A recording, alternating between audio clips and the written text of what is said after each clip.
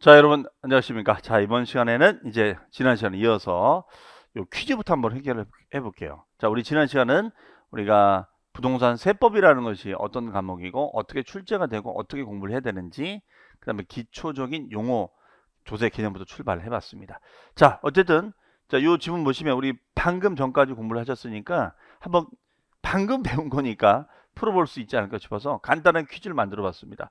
자, 여러분들 일단은 조세라는 것은 뭐라고 했죠? 제가 세금이다. 근데 세금을 걷는 주체가 있다고 그랬죠. 과세 주체, 세금을 부과하는 주체가 있다. 그 주체는 누구와 누가 있다고 그랬죠? 어차피 뭐 여러분이 저를 뭐 얼굴 보고 하시는 거 아니니까 그냥 막 날리셔서 답변 주셔도 돼요. 자, 누가 있어요? 네, 국가가 있죠. 그렇죠? 그렇죠?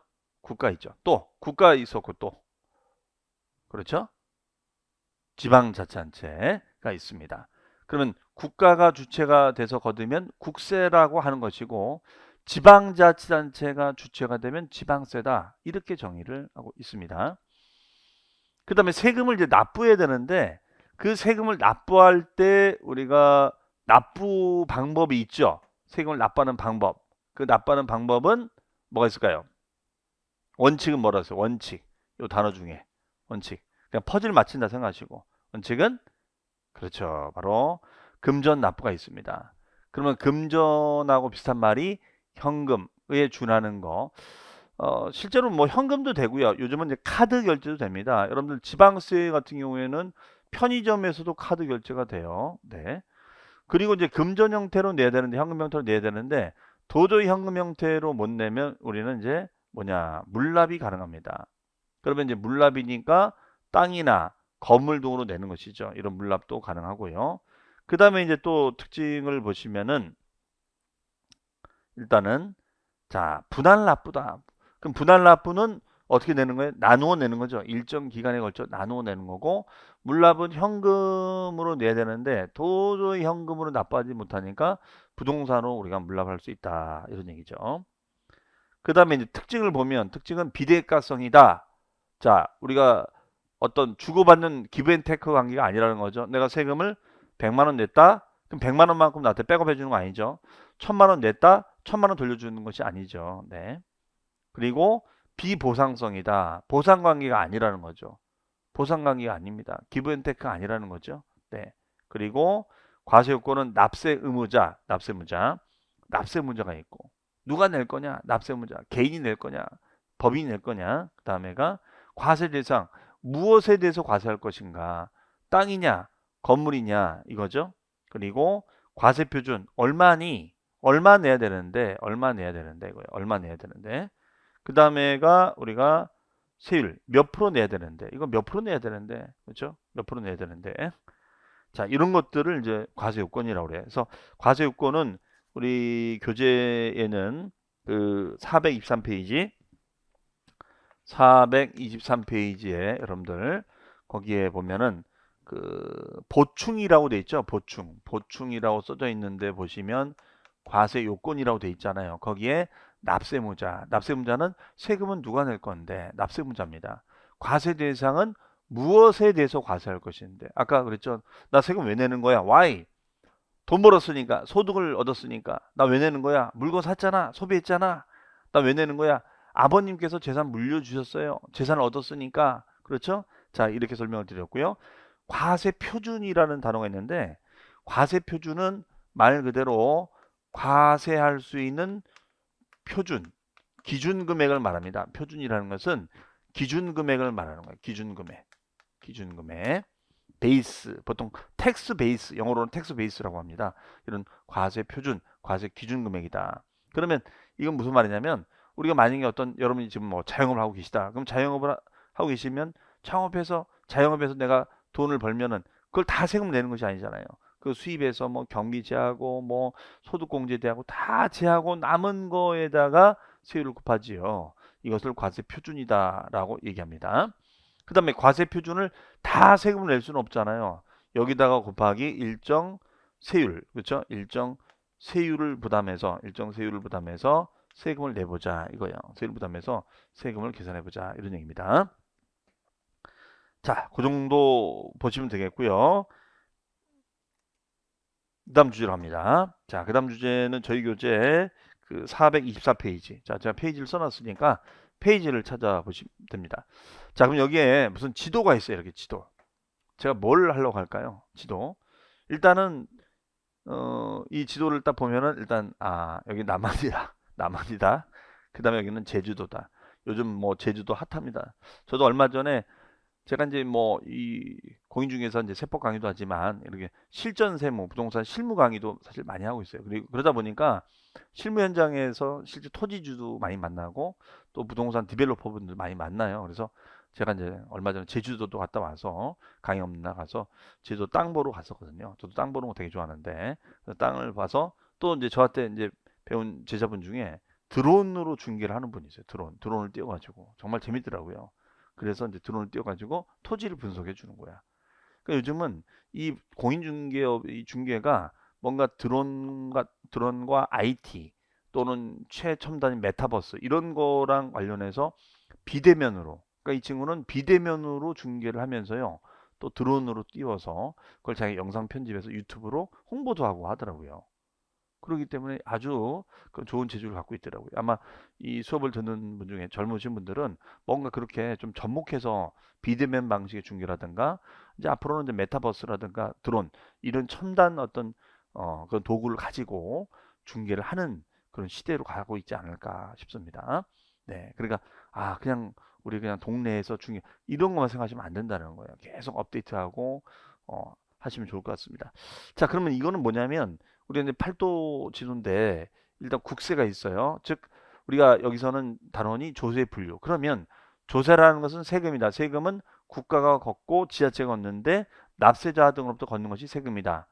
국가나 지자체 재정 수입을 조달하기 위해서 이게 포인트고 원칙은 금전, 현금 납부인데 금전, 현금 납부가 힘들면 물납이 가능하다. 이게 포인트가 되는 거죠. 자, 그런데 또 한 가지. 그러면 이러한 조세는 어떻게 분류가 되느냐 이거야. 조세는 여러 가지 종류가 있어요. 그러면 국세니까 이건 뭐예요? 국가가 주체가 돼서 걷는 세금이다라고 말할 수가 있겠죠. 네. 그 다음에 여기 보시면 이제 뭐가 나와요? 이제 나오죠.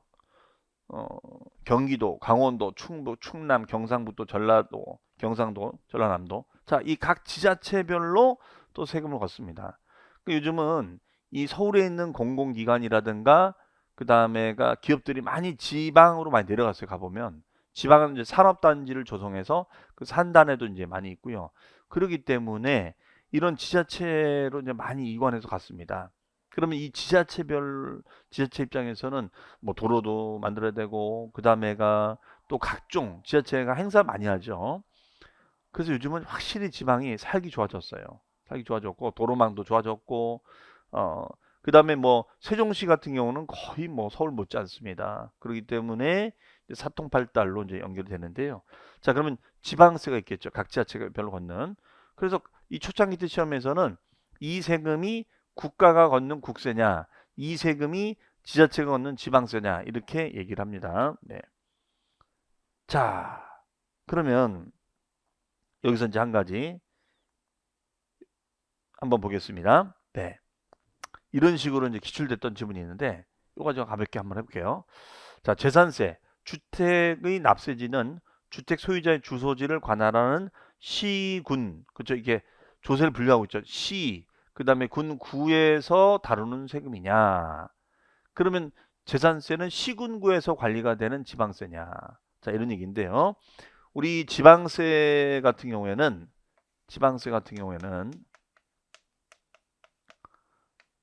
둘로 쪼개서 부과를 하고 있어요. 즉 광역단체에서 관리가 되는 세금이 있고요. 두 번째는 기초단체에서 관리가 되는 세금이 있다. 이렇게 정의를 내리고 있습니다. 그러면 광역단체는 어디를 말하냐면 특별시나 광역시나 도를 말해요. 특광도에서 관리가 되는 세금이 있고 기초단체는 시라든가 군이라든가 구에서 관리가 되는 세금이 있습니다. 그래서 특광도에서 관리가 되는 세금, 시군구에서 관리가 되는 세금 이렇게 나눕니다. 그러면 재산세는 어디서 관리가 되는 거냐? 네, 얘는 시군구에서 관리가 되는 세금이에요. 시군구. 그러면 시군구에서 관리가 되고요. 세금을 이제 갖다 납부할 때 그 납부 장소가 있거든요. 납부 장소가 있어요. 납부하는 장소가 있습니다. 납부하는 장소. 그 납부 장소를 결정하는 개념이 있거든요. 납부 장소를 결정하는 개념이 있어요. 그러면 그 납부 장소를 결정하는 기준 장소를 뭐라고 하냐면 납세지라고 합니다. 납세지. 즉 납세지는 세금을 납부하는 기준 장소 이렇게 정의돼요. 그런데 이 납세지가 상황에 따라 주소지로 갈 때도 있고요. 그 다음에 소재지로 갈 때도 있어요. 그러면 어떤 경우에는 주소지로 가고 어떤 경우에는 소재지로 가느냐? 자, 주소지로 가는 경우에는 국세. 국세는 주로 주소지로 갑니다. 국세는. 그 다음에 소재지는 지방세. 지방세는 주로 소재지로 가요. 지방세는. 그러면 지금 저 지문에 나와 있는 재산세는 국세입니까? 지방세입니까? 지방세죠. 그러면 지방세니까 재산세는 그 해당 재산의 주소지로 가야 돼요? 소재지로 가야 돼요? 소재지로 가야죠. 소재지로 가야 됩니다. 따라서 얘는 X가 되겠습니다. 즉 시군구에서 관리가 되는 세금은 맞는데 주소지가 아니라 소재지다. 이렇게 보시면 되겠어요. 그 다음에 두 번째, 등록면허세 납세지는 부동산 소재지를 원칙으로 한다. 네. 예, 얘는 납세지가 소재지입니다. 얘는 온대요. 지방세니까. 그 다음에 등록면허세는 이따 보시겠지만 얘도 지방세인데 얘는 특이하게 도나 구에서 관리가 돼요. 지자체 중에는 도나 광역단체인 도, 그 다음에 기초단체인 구에서 관리가 되는 이런 독특한 세금입니다.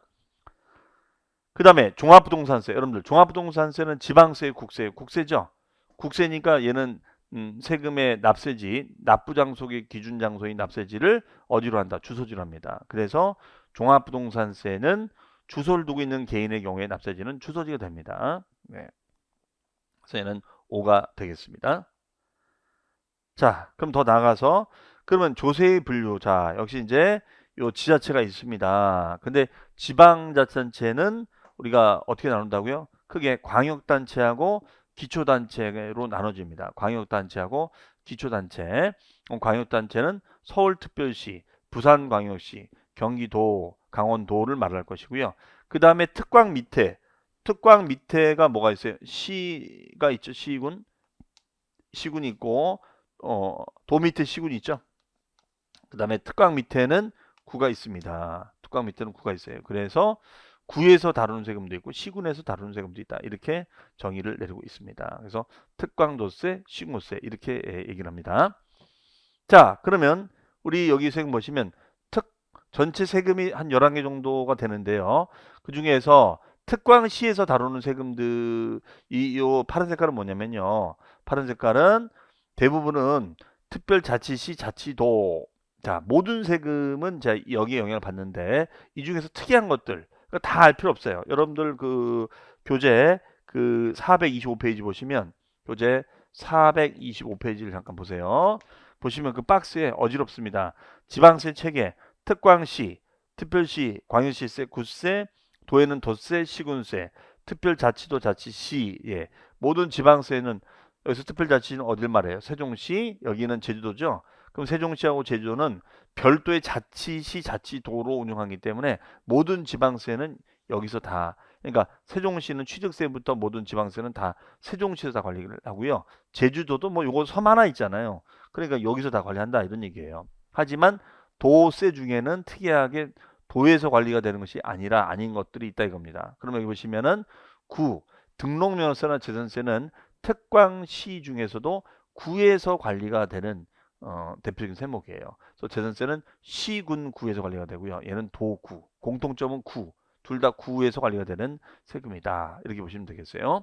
그 다음에 도에서 관리가 되는 세금 중에서 특이한 게 있는데 시군에서 도에서 관리가 안 하고 시군에서 직접 관리가 되는 세금이 재산세. 그래서 재산세는 시군 구세가 됩니다. 시군 구세. 요 정도 알아두시면 되고요. 그 다음에 자주담소, 자는 자동차세, 주민세, 담배소비세. 자, 이런 걸 말합니다. 지방소득세 이런 것들도 시군에서 관리가 됩니다. 그래서 관련해서 여러분들 그 425페이지 그 박스 보이시죠? 그 박스 내용 중에 특이한 요 정도만 여러분들이 체크해 두시면 되겠어요. 등록명세하고 재산세는 구에서 다루는 세금이다. 그리고 재산세하고 자동차세, 주민세, 담배소비세, 지방소득세는 시군에서 관리가 되는 거다. 그 중에서 재산세는 시군에서 구에서 관리가 되는 거니까 시군 구세가 된다. 이렇게 정리를 하시면 되겠습니다. 자, 그 정도 보시면 되겠고요. 그 다음에 조세 분류 중에 보시면은 바로 가기 전에 문제를 잠깐 풀어보겠습니다. 자, 실제로 이런 내용이 시험에 나왔다는 거죠. 그러면 지방세 기본법상 특별시 세목이 아닌 것은, 그럼 서울특별시에서 다루지 않는 그런 지방세가 뭐가 있냐. 자, 답은 5번의 등록면허세인데요. 방금 우리가 그 등록면허세는 여기 보시면은 얘는 어디서 다뤄요? 특별시가 아니라 구에서 다루는 세금이라고 했죠. 구에서 관리가 되는 특이한 세금이다. 이렇게 설명드렸잖아요. 그러니까 요것만 알고 정리를 했다면 요 문제도 우리가 맞출 수가 있었겠죠. 다른 걸 잘 몰랐다 치더라도. 하지만 주민세부터 지방유세는 우리가 특별시에서 다 관리가 됩니다. 이와 관련해서는 여러분들 그 425페이지 박스 내용을 읽어보시면 돼요. 자, 지금은 굳이 외우려고 하지 마세요. 이거 지금 안 해도 상관없습니다. 어차피 나중에 가서 다 외울 거니까 지금은 그런 것이 있구나. 정말 여태까지는 지자체에서 걷는다고 하면 구청에서 다 관리하니까 구청에서 걷고 다 관리하는 줄 알았더니 디테일하게 들어가는 거니까 서울특별시에서 다 관리하는 것이 아니라 특이하게 서울특별시 산하 구에서만 이렇게 다루는 세금도 있다더라. 자, 이런 것들이 있다더라. 이 정도 여러분들이 이해하고 넘어가시면 되겠습니다. 네. 자, 그 다음에 이제 두 번째 조세 분류인데요. 자, 조세는 조세 전과 유무에 따라 직접세하고 간접세로 분류를 할 수가 있습니다. 그러면 직접세가 뭐고 간접세가 뭔지를 또 알아야겠죠. 자, 한번 정리를 해보겠습니다. 직접세, 간접세.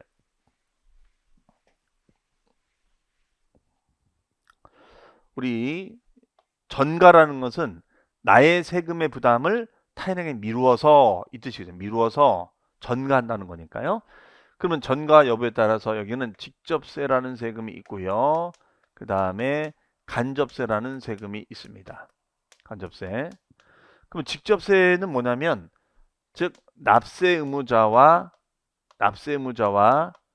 담세자가 일치하는 세금을 직접세 이렇게 얘기하고요. 간접세는 납세 의무자와 담세자가 일치하지 아니하는 세금을 간접세 이렇게 얘기를 합니다. 자, 직접세는 납세 의무자와 담세자가 일치하는 세금을 직접세 이렇게 얘기하고요. 간접세는 납세 의무자와 담세자가 일치하지 않는 것을 우리는 간접세 이렇게 얘기합니다. 그러면 즉 담세자는 세금을 부담하는 자가 직접 부담하고 직접 납부해서 직접세 이렇게 표현하고요. 자, 간접세는 납세의무자 따로 담세자 따로 움직이는 거예요. 그러면 예를 들어서 우리가 가장 익숙한 우리 부가가치세 VAT, 보통 VAT라고 하죠. 부가가치세가 대표적인 간접세예요. 그러면 부가가치세는 여러분들이 뭐 마트라든가 이런 데 가서 물건 사면 우리가 내는 세금이죠. 그렇죠? 그러면 우리가 만약에 어떤 이런 물건이 있어요. 그럼 여러분들 관심 있는 물건을 마트 가서 이제 삽니다. 그러면 거기서 결제할 때 거기에 부가가치세가 있는 거예요.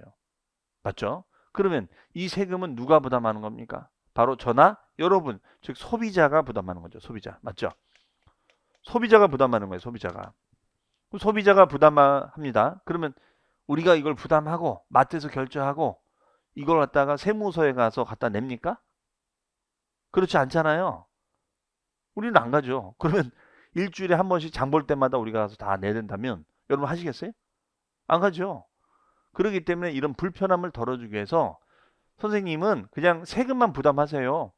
세금만 부담하시고 그 다음에 납부는 저희 사업자들이 알아서 할게요. 이런 얘기예요. 그래서 이런 납부의 편의를 도모해 주기 위해서 납세 의무자에게 우리가 납부를 시키게끔 한 거예요. 그러면 이제 납세 의무자는 주로 사업주가 됩니다. 사업주가 대신해서 납부해라. 물론 사업주 주머니에 나간 돈은 아니야. 하지만 소비자가 부담한 것을 사업주가 갖다 납부한다 이런 얘기예요. 이해되시죠? 네. 그러면 이거의 장점 뭘까요? 장점은 소비자 입장에서는 그냥 물건만 사면 되는 거죠.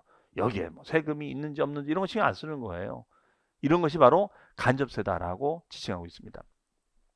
반면에 직접세는 세금을 부담하는 자가 직접 부담하고 납부하는 거야. 예를 들어서 우리가 빵빵소득세, 빵빵소득세. 그러면 자영업을 하면 사업소득세, 부동산을 팔면 양도소득세. 그럼 만약에 여러분이 땅을 파셨어. 돈을 벌었어요.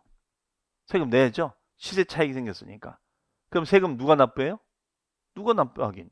부동산 판 사람이 되는 거지. 누가 세금 부담해요? 부동산 판 사람이.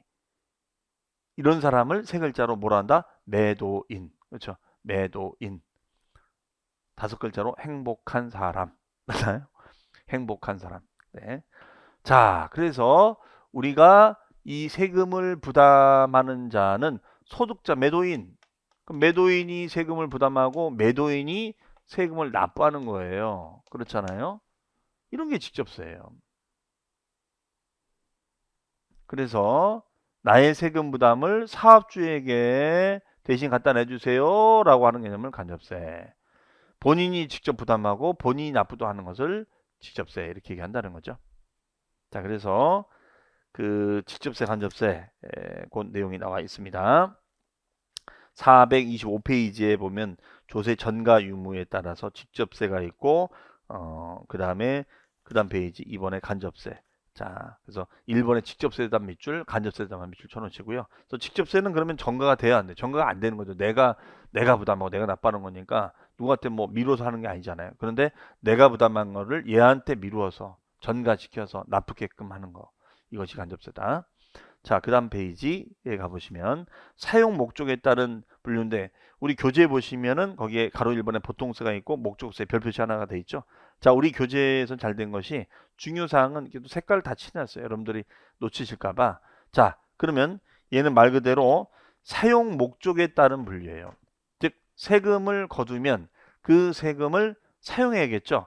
그래서 사용에 제한이 있느냐 없느냐에 따라 나눠지는데 자, 그러면 우리가 보통세는 뭐냐면 세금을 거두면 이때 세금의 수입을 세수라고 그래.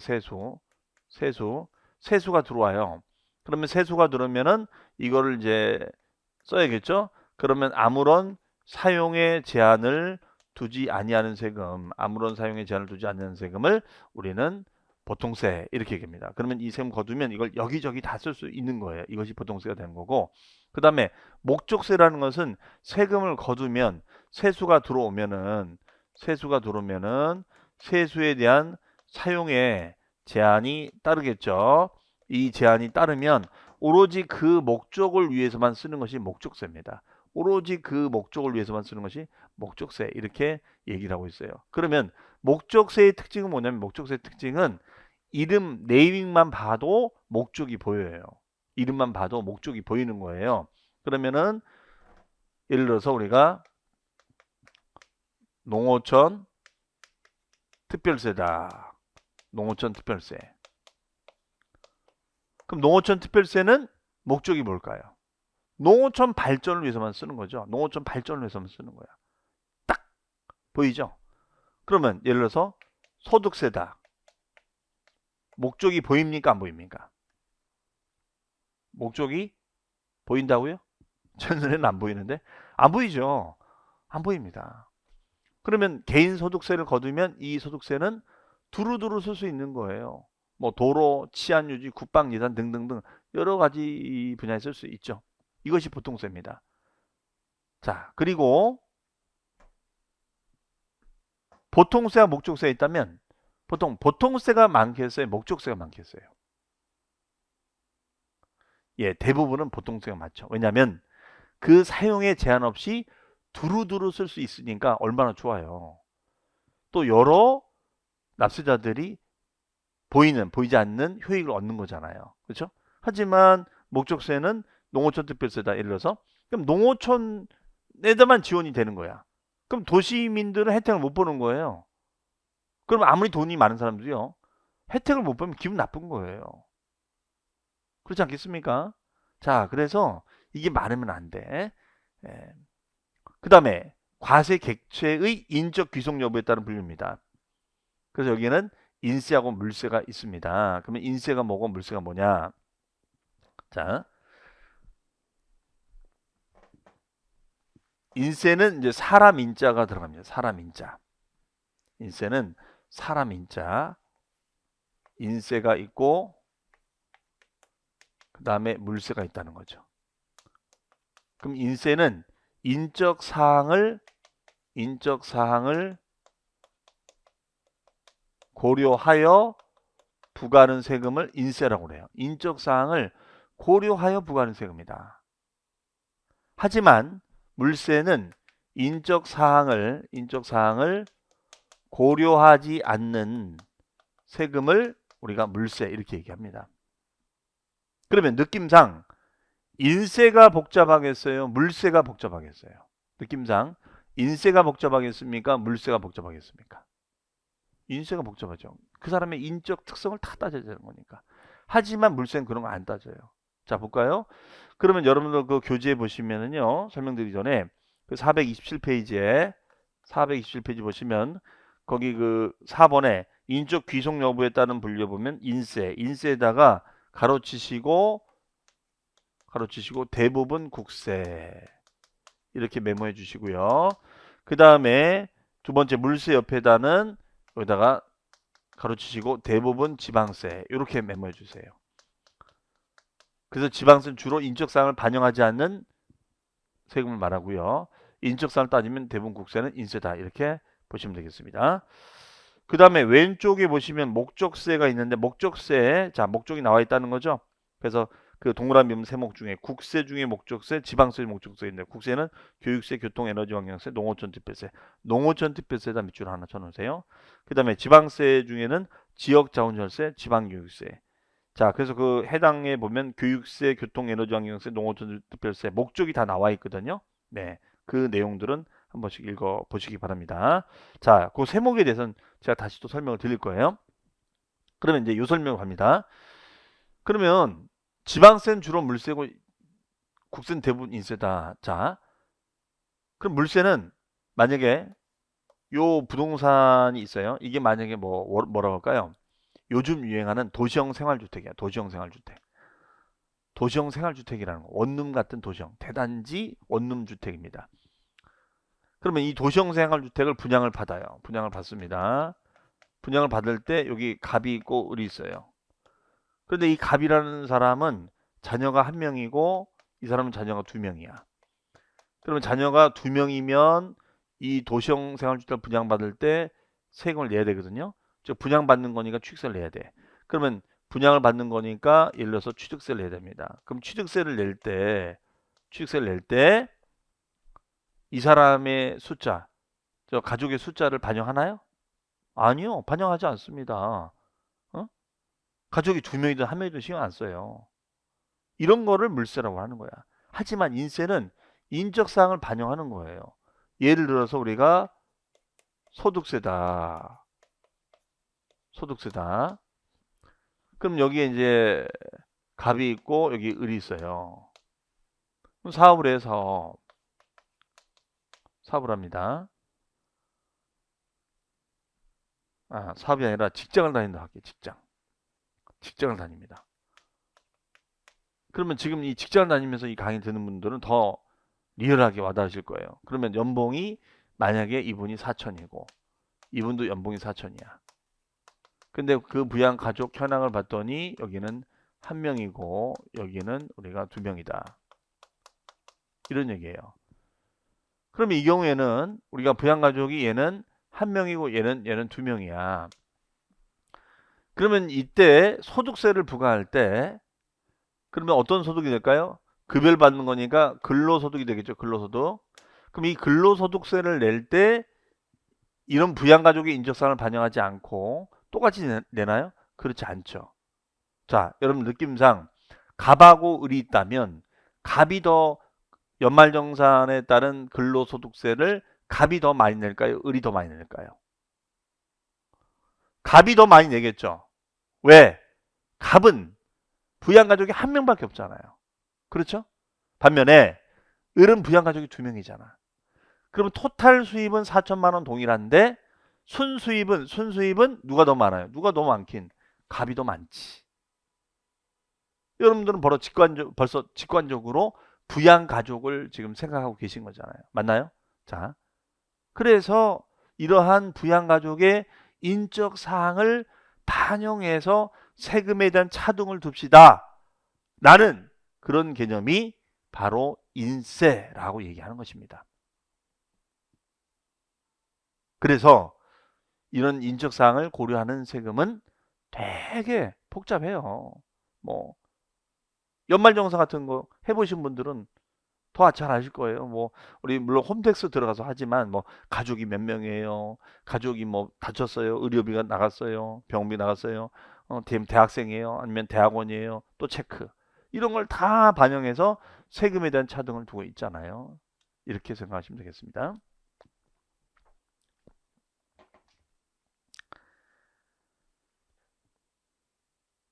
자, 그다음에 과세 표준에 따른 분류가 있습니다. 과세 표준에 따른 분류. 그러면 과세 표준이란 용어부터 다시 한번 정리해 봐야죠. 여러분들 과세 표준 제가 뭐라고 했냐면 세금을 부과할 수 있는 기준 금액이다. 기준 금액이다. 이렇게 합니다. 그래서 과세 표준은 일정 기간 동안에 수입이 들어오면 수입에서 지출 경비를 빼주고 그 다음에 각종 소득공제를 다 해서 나온 표준, 기준 금액을 과세 표준이라고 정의합니다. 그러니까 차 띄고 포 띄고 다 남은 순수하게 남은 이 베이스 금액을 과세 표준이다 이렇게 얘기해요. 베이스 금액을. 그러면 예를 들어서 여러분이 만약에 이제 공인중개사를 따셔서 개업 공인중개사가 된 거예요. 그럼 개업 공인중개사가 되면은 우리가 중개 수입이 들어오겠죠. 그러면 중개 수입을 올리기 위해서는 홍보비도 들어가고, 그렇죠. 블로그 마케팅도 해야 되고, 그다음에 뭐 직원을 만약에 사용한다면 급여도 줘야 되고요. 소속 공인중개사한테. 자, 이런 비용들이 들어가요. 그리고 아까 방금 인세라고 했는데 국세는 주로 인세다 보니까 인적사항을 반영해서 부양가족이 한 명이냐, 두 명이냐, 세 명이냐에 따라서 이런 각종 인적 소득 공제를 해줍니다. 그리고 난 기준 금액을 뭐라고 한다? 과세 표준. 그럼 이 금액을 왜 구하냐면 이 금액에다가 이 금액의 일부를 세금으로 걷어가는 거거든요. 그러면 이 금액을 만약에 100이라고 가정한다면 100을 다 세금을 내는 것이 아니라 일정 프로테이지만 세금을 내는 거예요. 일정 프로테이지만. 그러면 100에 10%다. 그러면 10원이 되는 거고 100에 20%다. 그러면 20원, 30%다. 그러면 30원이 되는 것이죠. 이런 것을 과세 표준이라고 정의하고 있습니다. 이것을 과세 표준이라고 해요. 자, 그러면 이런 과세 표준에 따른 분류는 종가세 방식이 있고 종량세 방식이 있는데 보통은 대부분은 이런 종가세 방식을 취하고 있어요. 대부분은 종가세 방식이에요. 대부분은. 그럼 예를 들어서 뭐 얘가 만약에 다 빼고 났는데 뭐 예를 들어서 뭐 남은 금액이 5천만 원이다. 그럼 5천에 대해서 10%를 붙인다. 이런 거예요. 5천에 10%. 그러면 500만 원 내는 거잖아요. 5천만 원. 다 빼고 남은 금액이 5천만 원이면 5천에 10% 500만 원 내는 겁니다. 이런 식으로 5천만 원. 자, 이런 식으로 계산하는 것을 종가세라고 얘기하죠. 그럼 종가세는 직역하면 가액을 쫓아서 가액을 기준으로 부과하는 과세 표준을 종가세 방식. 그럼 종량세는 수량입니다. 수량을 기준으로 부과하는 방식을 종량세라고 그래요. 그러면 여기 보시면은 자 10억 원이다. 이 집을 갖다가 뭐 사가지고 팔았더니 10억의 차익이 생겼다. 그래서 10억 원을 기준으로 세금을 매기면 이걸 종가세. 그런데 여기 보시면 말소등기라고 있어요. 말소등기는 우리가 부동산의 권리관계를 설명한 우리가 장부가 등기부 등본이 있습니다. 부동산의 권리관계를 설명한 것이 등기부 등본인데 등기부 등본에 홍길동 써 있는 거예요. 홍길동. 자, 등기부 등본에 홍길동 써 있습니다. 그러면 홍길동 써 있는데 이 홍길동의 이름을 지워버릴 수가 있어요. 이것을 말소등기라고 그래요. 말소등기. 홍길동의 이름을 지어버립니다. 이것을 말소라고 그래요. 그러면 말소 등기를 하게 되면 말소 등기 한 건당 얼마 원 이런 식으로 세액 계산을 해줍니다. 이게 바로 말소 등기예요. 말소 등기 한 건수당 얼마 원. 그러면 건수로 표시가 되면 이것이 바로 뭐냐? 종량세. 예, 이걸 종량세라고 그래요. 자, 그러나 이런 권리를 왜 없애는지는 차후에 또 말씀을 드리고요. 일단은 권리를 없애는 건 말소라고 합니다. 우리 사람이 죽으면 말소시키죠? 네, 말소시킵니다. 그런 개념이 부동산에도 있어요. 권리 관계를 없애는 걸 말소라고 그래요. 그럼 이런 말소시키는 것이 흔한 건 아니거든요. 어쩌다 있어요. 따라서 대부분은 이런 종가세 방식 얼마에 몇 프로 그 얼마를 뭐라고 한다? 종가세 이렇게 표현한다는 거예요. 이런 방식을 과세 표준의 크기에 따른 분류 방식이라고 정의를 하고 있습니다. 그러면은 여러분 교재에 보시면은 428페이지가 되겠죠? 428페이지에 가보시면은 거기에 가로 1번에 종가세 밑줄, 가로 2번에 종량세. 자, 그럼 종가세에다는 대부분 조세 이렇게 메모해 주세요. 대부분 조세 이렇게만 메모해 주시면 되겠습니다. 그 다음에 6번 조세 독립성 여부에 따른 분류가 있죠. 독립성. 자, 독립성이라는 것은 뭐냐? 그러면 거기 그 교재 보시면 1번에 독립세 밑줄, 2번에 부가세. 거기에 색깔 칠해져 있는데 핵심 돼 있죠. 거기다 별 표시. 요건 나중에 다 외우셔야 되는데요. 즉, 요거는 이제 다음 시간에 설명드릴 건데 우리 세금 중에는 독립적으로 운용이 되는 세금이 있고 이 독립적인 운용이 되는 세금을 따라서 움직이는 부가세라는 것이 있습니다. 자, 그러면 요 내용은 다음 시간에 또 설명을 드리도록 하겠습니다. 자, 이번 시간에는 조세 분류 내용까지 좀 일부 해봤습니다. 자, 남은 내용들 다음 시간에 이어서 또 설명을 드리도록 하겠습니다. 자, 수고 많으셨습니다.